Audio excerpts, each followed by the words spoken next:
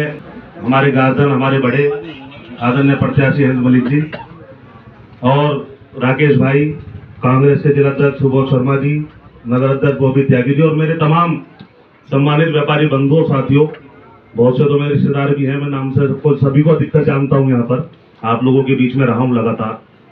साथियों, जब 2019 का चुनाव हम लूज करे और जब बाजार में आप साथियों के बीच में बैठते थे तो व्यापारी साथी राकेश भाई कहते थे कि अगर हिंद मलिक जी होते तो हम चुनाव जीतते। किसानों के बीच में जाते थे तो कहते थे हिंद मलिक जी होते तो चुनाव जीतते। नौजवानों के बीच में जाते थे तो वो कहते थे हिंद मलिक जी होते तो चुनाव जीतते थे। और हमने जब आकलन किया तो हर व्यक्ति के मुंह पे हिंद मलिक जी का नाम इसलिए था क्योंकि वो जानते थे कि अगर हिंद मलिक प्रत्याशी होंगे तो हमारे साथ अन्याय नहीं हो पाएगा, हमारे साथ वोटों की बेईमानी नहीं हो पाएगी, हमें अधिकारी परेशान नहीं कर पाएगा।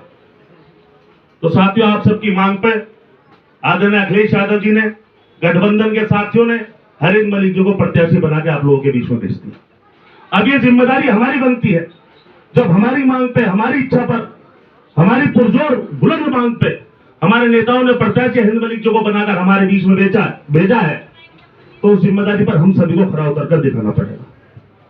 राकेश भाई ने बताया कि किस तरह एक बड़ा खेल एसटी मार्केट के नाम पे हो रहा था और आदरणीय सांसद जी वहां पर मजबूत तरीके से आवाज बुलंद कर रहे थे, तो प्रशासन को, सत्ता के तानाशाहों को पीछे हटना पड़ा था, व्यापारियों की बात को मानना पड़ा था साथियों।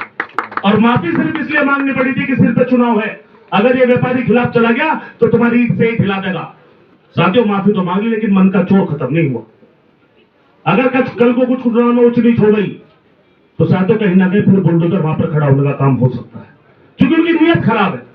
उन्होंने किसान से मतलब है, न छात्र से मतलब है, न व्यापारी से मतलब है। आप देख लीजिए व्यापारी की क्या स्थिति है। जीएसटी की गाड़ी आगे खड़ी होगी, एक छोटा व्यापारी इतने कागज नहीं मेंटेन कर सकता, इतना स्टॉक रजिस्टर मेंटेन नहीं कर सकता। कहीं ना कहीं छोटी मोटी कमी छोटे व्यापारी की छूट सकती है, और छोटी सी भी कमी हो जाएगी तो जीएसटी विभाग की गाड़ी खड़ी होगी, इंस्पेक्टर आपके सिर पर बैठा होगा और पेनल्टी लगाएंगे 2 लाख, 4 लाख, 6 लाख, कई साल तक उस पेनल्टी का पैसा व्यापारी पूरा नहीं कर पाता। और व्यापारी बर्बादी के कगार पर, इस तानाशाह सरकार में जीएसटी के बिगड़े हुए कानूनों की वजह से व्यापारी बर्बादी के कगार पर आकर खड़ा हो गया। एमएसएमई कानून, जहां जितने कपड़े के अधिकतर व्यापारी हमारे मौजूद हैं वो जानते होंगे, एमएसएमई कानून हमारे ऊपर थोप दिया गया। बताइए कौन व्यापारी ऐसा है जिसपे मैन्युफैक्चर का पैसा बाकी ना हो? पीछे से माल आता है, आगे व्यापारी मेहनत करके माल बेचता है और अपना प्रॉफिट रख के पीछे होलसेलर का और मैन्युफैक्चर का पैसा पहुंचा देना काम करता है, उस पर भी पेनल्टी सरकार लगाएगी। कहीं ना कहीं व्यापारी को पूरी तरह बर्बाद करके और तबाही के कगार पर लाना काम इस सरकार ने कर दिया।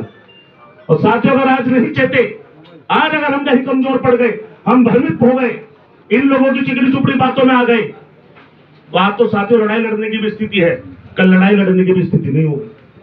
और हिंद मलिक जी सांसद बनेंगे, इतना वादा तो मैं पूरे मंच के और से आपसे कर सकता हूं कि अगर हिंद मलिक जी सांसद होंगे तो किसी अधिकारी की हैसियत नहीं होगी कि आपकी दुकानदार का आपके उत्पीड़न का प्रयास कर सके, किसी अधिकारी की हैसियत नहीं होगी कि आपसे 2 रुपए आगे रिश्वत के लिए आपको ब्लैकमेल कर सके।